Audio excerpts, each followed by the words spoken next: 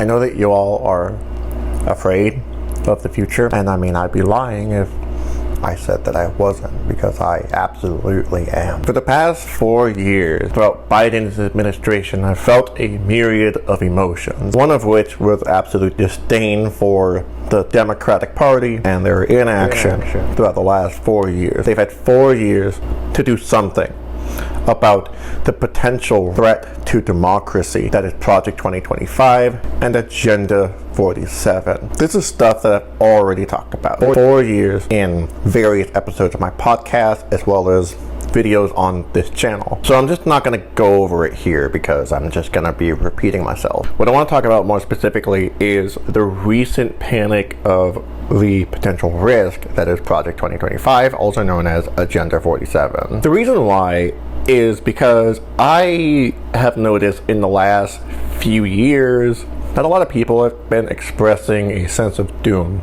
and it's not unfounded. It absolutely is something that is kind of going around lately, like a cold or like the coronavirus, really. So I don't want to minimize this panic that we're all having, because it's a very real panic. I'll put a link in the description to the document laying out what it is. I'll also put a video that breaks it down into simpler terms, because it's a 900-page document. But essentially what it is, it's giving the president extrajudicial powers that he does not currently have, and the recent Supreme Court ruling that gives presidential immunity above the law, that is a step, a small step in the broader project of Project 2025, also known as Agenda 47. Given what we know about Donald Trump as a human being and what kind of person he is as a politician, we can assume that the types of shit that he's going to be doing is going to jeopardize everybody's civil rights, like basic civil rights. The document also goes over various means in which they're going to strip basic civil rights from all kinds of marginalized and colonized people, definitely including trans people, which means I have an incentive to specifically oppose this, because this is directly attacking me. This also does attack people of color, people who are trying to access abortion. It is an attack on access to healthcare, the education system. It is a complete defunding, gutting of the education system. Project 2025 is making Betsy DeVos, of all people, look like an anarcho-communist in comparison. Betsy DeVos was greedy, evil, and incompetent, but this is a defunding of the education system as an agenda plan for policy. And this is of course not meant to be a compliment to Betsy DeVos, but rather to highlight how severe the danger truly is. So it's not fucking great. It's actually really fucking terrifying, if I may say so myself. But the thing is that I'm not here to doom and gloom on this. I'm not here to celebrate, obviously, but I really want to encourage my audience here to very specifically not doom and gloom. Doom and gloom are crust punk bands that we should be enjoying, not experiencing. It is July as of recording and editing and hopefully uploading. There is very little time, but there is still time to stop Trump from winning this election. And what that means is, yes, despite me talking mad shit about Joe Biden for the last 4 years, yes, I'm gonna urge you to vote for Joe Biden. That does not mean, however, that I support Joe Biden, that I endorse his actions, that I think that he was a good or proper or reasonable, legitimate president in any way. I'm an anarchist through and through. The last time I thought anything positive about the Democratic Party was Obama running in 2008. And just in case it needs to be said, if it wasn't already clear, if you're watching this video and you're still not motivated to vote for Joe Biden, I absolutely will never fault you. I already made a video in the past about how if Joe Biden loses this upcoming election, that it will be his own fault, and I am still absolutely firm on it. I believe the biggest crime is Joe Biden not listening to his own voters when it comes to Palestine. He has led a very selfish presidency that mirrors that of Donald Trump. So realistically speaking, the only thing I can really meaningfully ask you to do is to not vote for Donald Trump. I personally encourage everyone else to not let the liberals bully you, especially now. In America, most liberals haven't engaged in any organizing unless it's like their favorite politician that was featured on Stephen Colbert. So don't mince my words here. The other thing, however, is that even if you're not going to be voting for Joe Biden or voting against Trump for that matter, you should be organizing locally, getting involved with your local mutual aid group. Also get involved with your local anti-fascist coalitions. And if you don't have those in your area, you need to organize those too. Make a list of people that you can count on, a network in which you can actually congregate with. This especially goes for if you're trans and you're trying to flee to a state that is not red. It's important that we keep a network of people whom we can rely on, and we remember those and we hold on to those dearly because those people matter immensely, just as much as we do. A good way to fight Project 2025, even if Trump does win the election, is by checking which churches in your area are supporting Project 2025 and the Heritage Foundation, who drafted Project 2025. Of course, we need to remember that some churches are rather progressive in their policies and who they support in their community, but a lot of churches, especially in the United States, support far-right hate groups and far-right movements.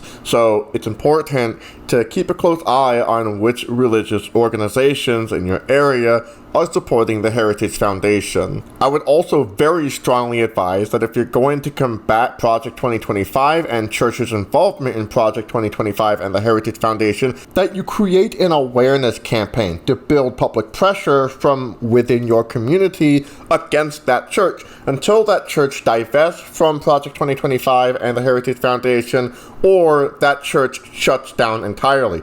Bonus points if it's a church that has been accused of sexually assaulting minors, because we both know that those two go hand in hand pretty regularly. There are resources in your area, by the way, that are there to specifically help you. Food pantries, support groups, needle exchanges. Even if you live in a small town in bumfuck nowhere where it's Trump as fuck, there is at least some kind of group in your area that is there to help.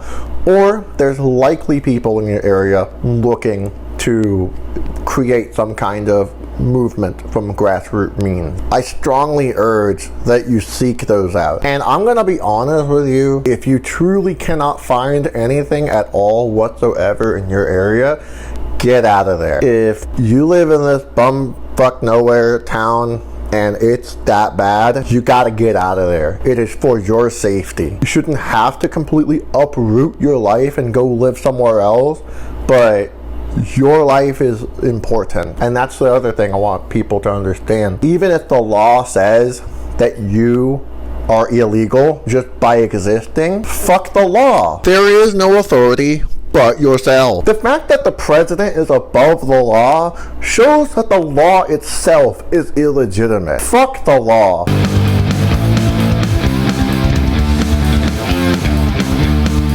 And you want to know something else? Those presidential candidates and politicians, they have names and addresses, and they also breathe the same air as you and me. You and I have more in common with someone who is homeless on the street than we do with those motherfucking goddamn pieces of shit that are running for the White House. We're in the congressional seats. We have more in common with everybody else whom we share society with than the rest of those fucking goddamn pieces of shit in office. Our freedom and our liberty is one of the things where we have to fight for it. We have to fight for that liberty.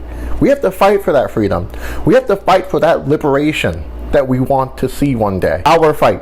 We have to do that. That is not something that we're going to get handed to us because we dick sucked the Democratic Party. So think about it like this. The Democratic Party right now is looking to replace Joe Biden, which Biden has no interest at all whatsoever in stepping down from his presidential candidacy whatsoever. He wants to maintain that position in power, predictably. And it's like, at the end of the day, all of these Democrats, all they care about is their own hide. They care about whether or not Donald Trump is going to incarcerate them. We have to worry about us as working class people, as people who are struggling at the very boot of capitalism. Like, Biden's gonna be fine because of the recent Supreme Court ruling, legally speaking. He's not going to get persecuted, legally speaking, because of the recent Supreme Court ruling. But we have to fight for our future. We matter.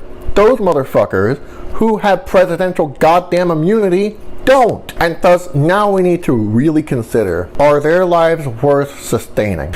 Is all of the Barnes and Noble books that presidential candidates and presidents of the past and future write, are they all worth having? Do they really matter at the end of the fucking day? I think the answer is no. Even though I am voting for Joe Biden, my real vote would go to a guillotine before I wholeheartedly with my chest say that you should vote for Joe Biden. But unfortunately, I don't have a guillotine. I only have my two hands, and my hands are looking fly because I painted them recently. So instead, I am urging you specifically, outside of the election, to organize locally and to not lose hope. Even if Biden loses, the fight's not over. The fight will continue. The fight will always continue. We will be fighting against Cop City.